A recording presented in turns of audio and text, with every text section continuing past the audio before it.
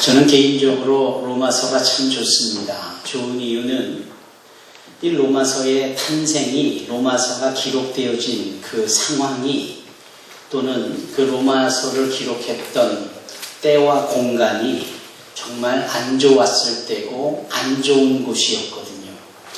그러니까 죄악이 창궐한, 죄악의 극치가 있었던 때였고, 또 그 죄악이 가장 난무했던 곳이었습니다. 고린도예요. 그 고린도에 사도 바울이 머물면서 죄가 있는 곳에 더욱 은혜가 넘쳤더라 하는 그 자신의 고백과 함께 더불어 가보지 않은, 아직 만나보지 못한 미지의 또는 일면식 없는 사람들을 마음에 두고 그분들에게 글을 조목조목 써내려가 전달되어진 것이 로마서이지 않습니까? 어떻게 그럴 수 있죠? 어떻게 그렇게 모두가 다 죄악 속에 있는데 정말 흐트러짐 없는 한 줄기 빛과 같은 생명의 모습으로 글을 써내려갈 수 있을까요? 모두가 다 죄악의 관영 속에서 이제는 아예 무감각해버릴 정도로 죄악이 생활화되어져 버린 그 때와 장소 속에서 흐트럼 없는 진리와 생명에 대한, 의에 대한, 우리 주님이 베풀어 주신 은혜에 대하여 이렇게 거룩한 반응을 보일 수 있었을까요? 우리는 걸핏하면 우리는 쉽게 환경 탓을 합니다. 우리는 내 자신을 지켜내지 못한 나의 게으름과 나의 잘못이 이유라기보다는 오히려 환경, 배경, 상황, 주변의 것들이 나의 이 결과물을 만들어냈다라고 변명하기 일쑤잖아요. 그런 곳에 비추어 보면 사도 바울의 이 로마서는 우리의 연약함과 우리의 잘못 생각하고 있는 것들에 대하여서 분명하고도 신랄하게 고발하고 있는 것이고요. 그러면서도 이제라도 우리 스스로가 마음가짐을 바로 하듯 신앙과 믿음을 온전히 세워서 오히려 어두울 때에 빛을 낼 수 있고, 오히려 부패하고 썩어 문드러질 때에 생명을 녹여내며 그 부패를 방지하는 소금과 같은 삶을 살 수 있겠다라는 것이죠. 주님의 말씀이 너희는 세상의 빛이요 세상의 소금이라고 하시는 그 내용과도 일치하는 반응이 되고 순종이 되지 않겠습니까? 사랑하는 성도 여러분, 그 은혜를 경험한 사도 바울은 은혜 외에는 아무것도 이유가 될 수 없음을 설명하지요.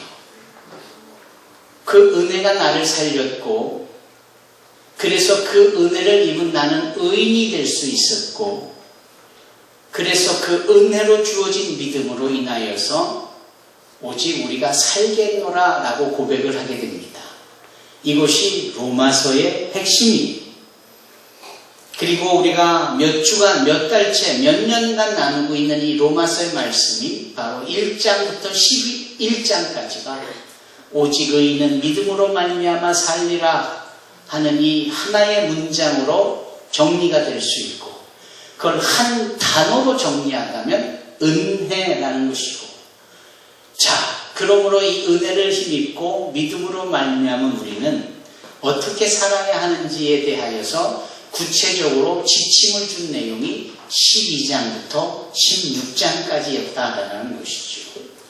그 12장의 내용을 우리가 무엇보다도 하나님 앞에 어떤 예배를 드리는 구도자로서의 지침, 우리의 몸을 하나님이 기뻐하시는 거룩한 산제물로 드려야 하는, 이것이 하나님이 기쁘시게 받는 영적 예배라는 이 사실, 또 하나는 우리가 교회 안에서 서로 믿음과 신앙생활을 영위하는 성도끼리 지켜야 될 지침이 무엇인지, 그리고 교회 바깥 세상 속에서 지켜야 될 지침이 무엇인지를 12장 전체를 통하여서 살펴보았습니다. 그런데 사도 바울은 그 세상을 주관하는 또 하나의 존재에 대하여서 우리로 하여금 인식하게 하고 그것에 대하여서 어떻게 대처하고 어떻게 처신해야 되는지 지침이 되는 글을 줍니다. 이것이 바로 오늘 13장 1절로 7절의 말씀이에요. 이제 예고부, 예아부, 예언부, 청년부들까지 새 학년이 되고 새 학기가 되고 이런 것에 대한 내용의 일색이잖아요. 그 중에 고등학생은 대학생이 되고 중학생은 고등학생이 되고 초등학생은 중학생이 되고 학교가 달라지고 학기가 달라질 때 주어지는 새로운 것은 선생님과 친구들 뿐만 아니라 규율도 달라져요. 지켜야 될 내용, 규칙도 달라진단 말이죠. 이렇게 달라지고 이렇게 많은 것들을 어떻게 지켜야 되는지에 대한 답이 오늘 이 13장의 말씀입니다. 우리가 직장을 섬기고 녹을 받잖아요. 그 직장에서 상사들에 대한 지시와 직장이 추구하는 목표에 대해서 우리는 어떻게 대처하여야 되는지에 대한 지침이 오늘 이 말씀이에요. 우리가 대한민국 국민으로 살아가면서 이 대한민국 헌법이 요구하고 그것을 실행에 옮기는 대통령을 위시한 모든 위정자들이 진행하는 모든 일들에 대하여서 국민 한 사람 한 사람으로서 어떠하게 대처하여야 되는지, 무엇보다도 크리스찬으로서 이와 같은 일을 어떻게 감당하여야 되는지를 알려주고 있는 내용이 오늘 본문의 말씀입니다. 그리고 그 본문의 말씀을 한 문장 한 단어로 표현한다면 요구하는 바를 순응하라라는 거예요. 요구하는 바를 지켜 행하라라는 겁니다. 설령 그것이 내 상식에 내 입장에서 받아들일 수 없는 내용이라 할지라도 그 공권력과 그 정부가 주관하는 것은 하나님이 허락하신 것이기 때문에 그것이 옳다 그르다를 떠나서 모든 것을 하나님이 허락하신 것이기 때문에 크리스찬인들은 너희들은 이 모든 것을 다 받아들이고 수용하라라는 겁니다. 우리가 인류의 역사를 보면서 가까운 근세대를 보면서 정치인들이, 위정자들이, 대통령들이 잘못하고 있는 것을 얼마나 많이 봅니까? 철권 통치로 유명한 저 이디 아민, 그 우간다의 모습을 보십시오. 그로 인해서 죽어나간 자가 얼마입니까? 차우세스크의 잘못된 정치로 죽어나간 그 국민들이 얼마입니까? 뭘 어디서 멀리서 찾아요? 가까운 북한만 보아도 3대째 세습을 하는 김일성, 김정일 이후에 지금 김정은이까지 수많은 사람들이 처형을 당하고 죽임을 당하고 두려워 떨고 있고 배고파 굶주려지는 이 상황을 보고 있음에 얼마나 잘못되어진 것인가를 알지만 성경은 그것까지도 하나님이 허락하시고 그것까지도 주관하고 계시다는 사실을 우리에게 말씀하고 있습니다. 그들은 다 하나님의 역사 속에 악역으로 사용되어지고 있는 참 불행한 존재들이죠. 저 애굽의 내용을 보실까요? 애굽의 바로는 하나님을 그토록 믿고 싶었지만 하나님에게로부터 주어진 악역이라는 악한 역할을 감당하여야 되는 왕의 입장에서 불행한 존재입니다. 그는 믿고 싶었을 거예요. 자기 눈앞에서 나일강이 피해강으로 바뀌고 상상할 수 없는 수많은 기사와 이적과 표적들이 심지어는 자기 자식까지 죽어나가는 일들을 말씀대로 들은 대로 펼쳐지는 내용을 보면서 왜 믿지 안고 싶었을까요? 믿기를 원했겠죠. 믿으려고 시도했잖아요. 그래서 이스라엘 군대들을, 이스라엘 사람들을 내보낸다고 했잖아요. 그런데 하나님은 그의 마음을 강팍하게 하셔서 그 다음 날이 되면 또 번복을 하는 거예요. 악역이죠. 그러나 그것이 한 사람의 악역을 즐겨하는 하나님의 계획이 아닌 400여 년 동안 우상 숭배에 간접적으로 노출되어진 이스라엘 백성들을 유일하신 여호와 하나님을 진정한 하나님으로 인정케 하려는 하나님의 계획이기 때문에 그 바로는 악역이 될 수밖에 없었던 거예요. 이 땅에 수많은 악한 역할을 하는 독재자가 됐건 잘못된 지도자가 됐건 그런 다 하나같이 뭘 의미하는 것입니까? 하나님의 나라인 저 천국은 완전할 뿐 아니라 이 땅은 침팔당하고 멸망당하여 없어진 이 땅은 뭘 해도 불완전하다는 것을 철저하게 보여주시려는 하나님의 계획인 겁니다. 그리고 그것을 악역의 역할을 받은 잘못된 독재자나 지도자들이 멋대로 월권을 행하면서 사람을 괴롭히면서 그것을 많은 사람들에게 보게 하는 거예요.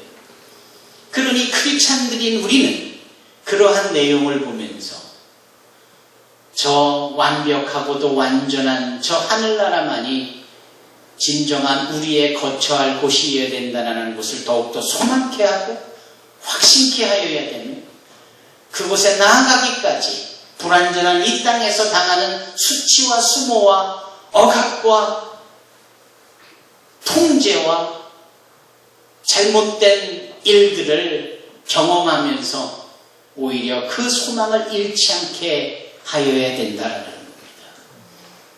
사랑하는 성도 여러분, 여기 사도 바울이 말하고자 하는 이 나라 안에서의 우리의 역할은 그런 것이어야 하는 거예요. 지금 가장 아이들은 잘 모르겠지만 뜨거운 감자 중에 하나가 보안법에 통과하잖아요. 그거 잘못된 것인지는 누구나 다 알고 있어요. 그런데도 나라가 고민해서 그것을 정했다 하면 우리들은 그걸 따라야 한다는 거예요. 그것이 우리에게 필요한 겁니다. 왜냐하면 하나님께서 그것까지도 허락하셨기 때문에. 이것은 단위에서 어느 한 정치인을 지지하려는 발언은 추호도 아니며 한 정책에 대하여 평가하는 설교는 더더욱 아닌 것이. 골로새서 1장에 보면은 모든 왕과 나라와 권세자와 통치자들을 누가 세웠느냐? 하나님이 세우셨다. 이렇게 말씀해요. 구약 성경에 보면은 느부갓네살이라는 왕이 꿈을 꿉니다. 그 꿈을 누가 해석합니까? 다니엘이 해석을 해요. 그 꿈의 내용은 뭡니까? 한 큰 나무를 본 꿈입니다. 그런데 다니엘이 그가 쓴 다니엘서 4장에 따르면 왕이요, 당신의 꾼 꿈에 따르면은 당신은 조만간 짐승처럼 두 발로 서지 못하고 네 발로 기어다니며 짐승처럼 풀을 뜯으며 손과 발에 갈고리처럼 손 발톱이 길게 자랄 것이고 그러기를 7년을 고생을 해야 되고 7년이 지난 후에 비로소 이 나라와 이 세상의 통치자가 바로 하나님이라는 사실을 알게 될 것이다. 이런 꿈의 풀이를 해줍니다. 왜 그랬지요? 느부갓네살이 교만해졌고 자기가 왕으로서 통치를 잘해서 그 바벨론 왕국이 번영하는 줄 알았거든요. 그러나 하나님은 그 와중에 그 왕이 잘하든 그 왕이 못하든 세상의 역사를 주관하고 다스리시고 통치하시고 주관하시는 분은 바로 하나님이시라는 사실을 나타내 보이고 있는 겁니다. 여러분 그렇지 않습니까? 우리의 진정한 통치자는 하나님이세요. 누군가가 왕으로서 통치하고 있다면 잠시 하나님이 그에게 주권을 허락하셨고 기간 동안 통치할 수 있는 임기를 주셨기 때문입니다. 착각한 왕 중에 하나가 헤롯 아닙니까? 그 헤롯이 하나님 앞에서 교만하여져. 그래서 고민하고 힘들어하고 있는 백성들 앞에 위협을 가합니다. 그랬더니 이 백성들이 그 헤롯 왕 앞에 아첨을 떨지 살고자 두 손을 비비는 모습을 보입니다. 그럴 때 이 헤롯 왕이 교만의 극치 속에서 착각을 하죠. 그리고 그가 금으로 된 왕복을 입고 금으로 된 보좌에 앉으며 효유했다라고 그래요. 사도행전 말씀이에요. 그랬더니 사람들이 다 엎드리며 뭐라고 합니까? 오, 신을 보는 듯하다고. 세상에 이런 왕이 어디 있냐? 다들 그 왕 앞에 경배합니다. 그럴 때 하나님이 더 두고 보시지를 못하여서 그 왕을 치니 그 왕이 죽는데 어떻게 죽느냐고 말하지? 벌레 먹어 죽었다고 그래요.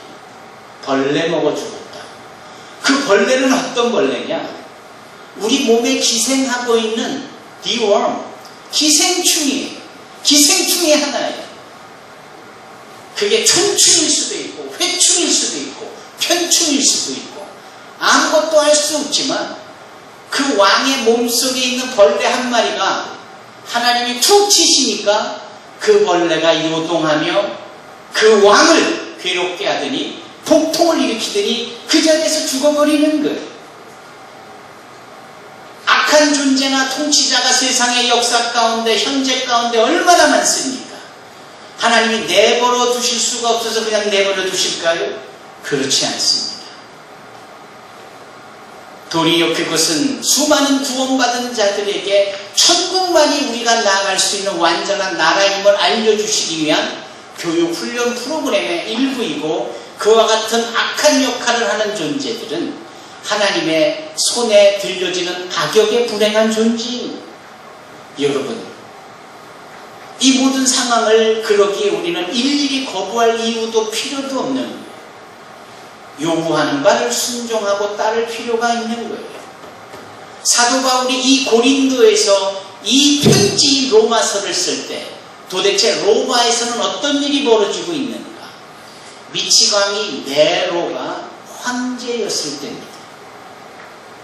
그는 말 그대로 미치광이었어요. 미쳤어요. 김정은이보다 더 미쳤어요.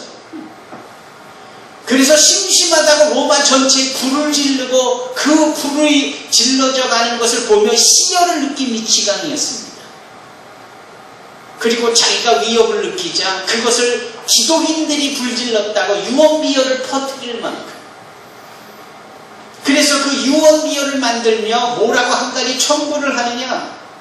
기독인들은 떡과 이 포도주를 마시면서 얼핏 듣기에 주님의 살을 먹는다고 하고 주님의 피를 마신다고 하는 걸 보면 식인종들이 분명하다라는 유언비어를 만들어서 그 기독인들을 다 잡아 죽이도록 그렇게 엄청난 정책을 피고 있는 바로 그때였습니다. 그럼에도 불구하고 사도 바울은 그 권세를 잡은 자가 하나님의 역사 가운데 허락되어진 것이니 그 모든 권세와 통치자의 주권을 인정하고 받아들이라 이렇게 말씀하고 있는 거예요. 놀랍죠? 우리들은 너무나도 민주주의라는 이름으로 너무나도 쉽게 함부로 내 생각과 다르다는 것들에 대해서 큰 소리를 말하여 저항하려 합니다. 그러나 하나님의 주권 없이 진행되어지는 것이 어디 있습니까? 공중을 나는 새 한 마리조차도 하나님이 허락이 있어야 땅에 떨어지는 법이라 했거늘 이 땅에 존재하는 수많은 것들이 어찌 하나님의 역사와 상관없이 벌어질 수 있는 것이에요? 그것을 나의 연약한 모습 속에서 옳으니 그르니 따르니 따르지 않겠느냐 하는 것이 무슨 의미가 있습니까?